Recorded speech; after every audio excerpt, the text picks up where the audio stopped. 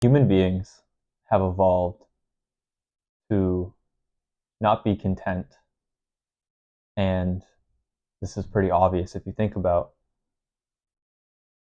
advancement in society or advancement in general in any individual human being. If you become content with your knowledge, the things you do, and your life at 16, why would you ever try to improve? Why would you ever try to get better? Why would you ever try to, fill in the blank, whatever that you don't have when you're 16? Why would you ever try to do anything else if you're content? But humans are hardwired to not be content, hardwired to desire, hardwired to want more. And this is something called um, hedonic adaptation, where you always adapt. The baseline always moves. You can say the baseline's here, and say that baseline can be making $100,000 a year. And then you make $200,000 a year, something that you think would, it's double above your baseline. So you think you're going to be extremely happy and fulfilled. But so quickly you adapt, and your new baseline is now the same level as your baseline, but now $200,000 got brought down to baseline, and then it's $400,000, then it's 800,000, then it's a million, and you're never satisfied. You're never satisfied, and this is the trap of hedonic adaptation because the goalposts always move. They always move, and people put their well-being in achieving or getting to the goalpost.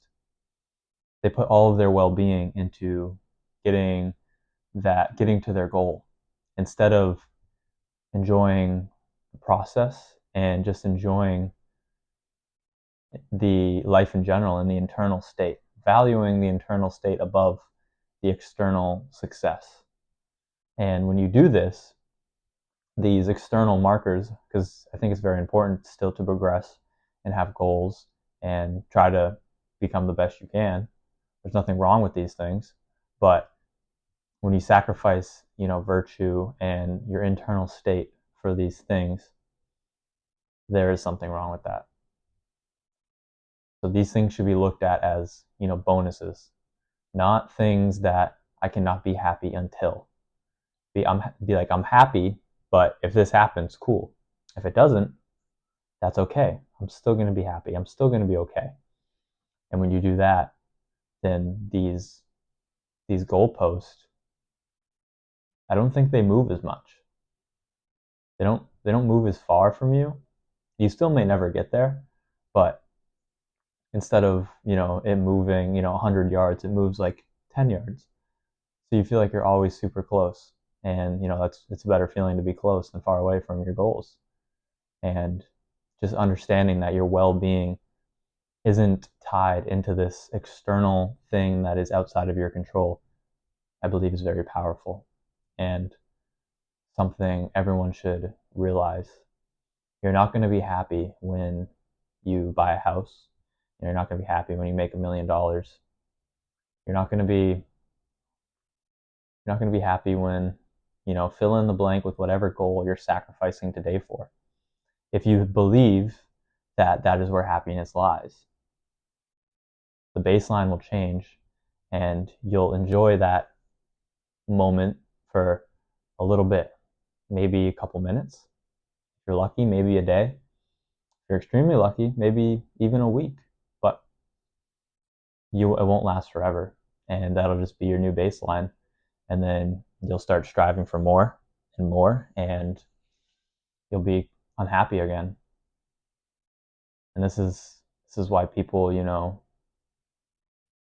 I believe, never really get happier, because they put their well-being in things that are going to just be susceptible to a hedonic adaptation. They put all of their well-being into it. Like I said, it's just how human beings are, and in a way, it's good because we evolved because of hedonic adaptation. So it is a good trait, but it's a dangerous trait in the world that we live in nowadays, where so much external goals and success people put their well-being into. Back when we were, cavemen, it was good because, you were never content with what you had. You were always, striving to get more food, striving to get you know, the um the basic needs of human life: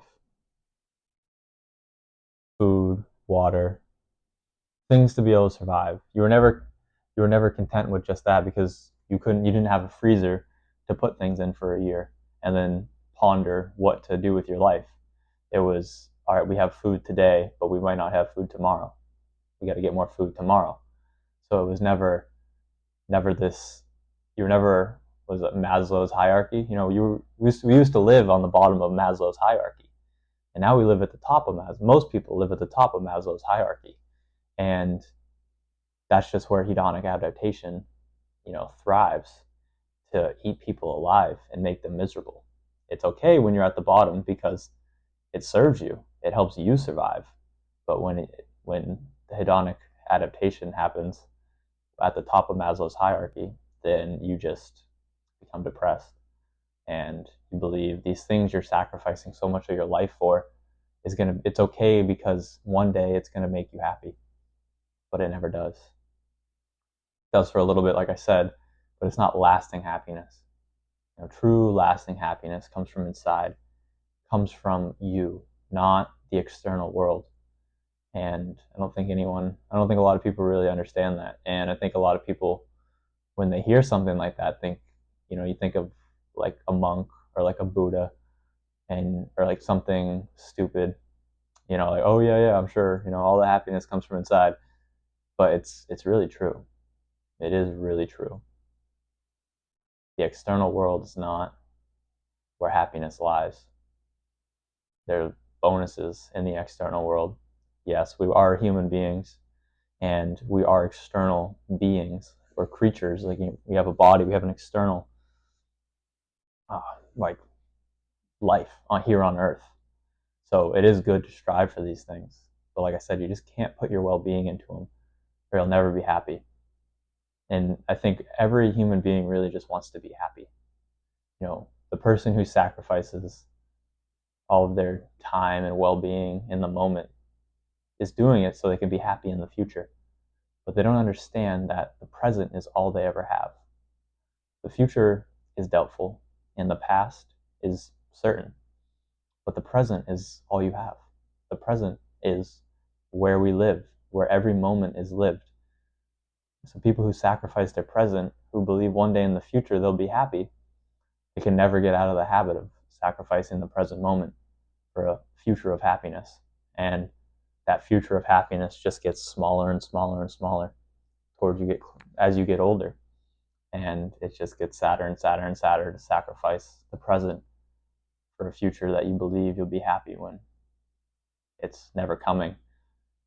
And I can only imagine all the people who figured that out, 5 years before they died, or 5 years before they, retired, realizing that they just wasted their life searching for happiness outside of themselves, when all along, it was the journey that they should have enjoyed. It was experience. It was the day by day, mundane task. There's the little things you should have enjoyed.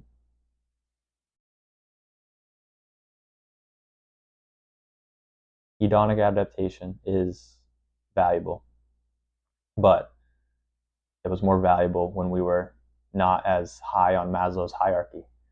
Now that we're so high, we need to reevaluate how we view our goals, and how we view success, and how we view how it's going to make us happy and how it's going to change our lives. We need to pay deep attention to this, and deep attention to the things that we are sacrificing today for, so we don't end up realizing we sacrificed our whole life to be happy, just to never be happy.